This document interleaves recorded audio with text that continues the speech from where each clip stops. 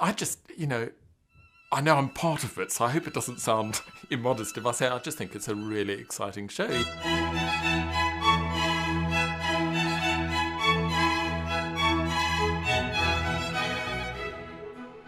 Every time I do this programme, we start out with this wonderful Charpentier Te Deum with Crispian blazing away on the trumpet.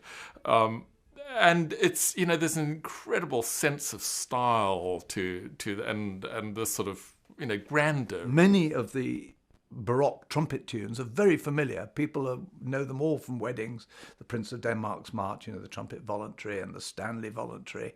And this time we're doing a wonderful set of pieces by Henry Purcell, who's probably my favourite composer. And I've put together a little suite which lasts about 9 minutes of some of the best of his stuff.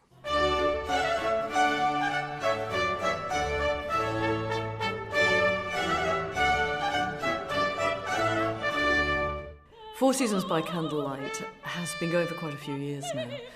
What do you think it is that makes this concert so magical? I've always loved this ethos because, first of all, visually, you've got lots of different people coming on and off the stage. To people that aren't used to classical music, that's, very attractive. There's always something for them to watch.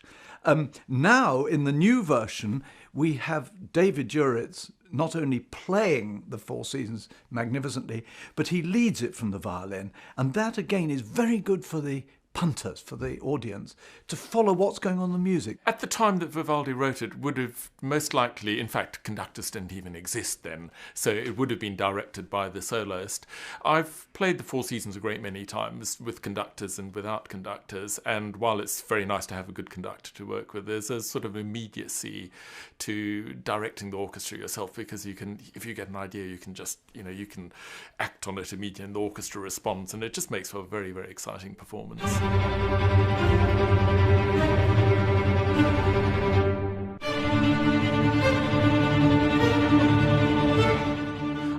The Four Seasons is one of the most theatrical pieces in the repertoire. It's just Vivaldi gives you this.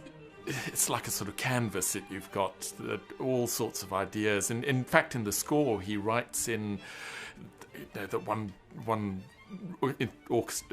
part of the orchestra has got to play like a dog. There's a famous bit in one of the movements of Spring where viola has to imitate a dog barking, or you've got people falling over on the ice, or you have raindrops or the wind blowing. And so, with all those images which Vivaldi gives to us, you can really just let your imagination, run wild. Got a wonderful singer, Rebecca Bottoni, and very glamorous too. I mean, I know David and I are very glamorous, but she's even more so.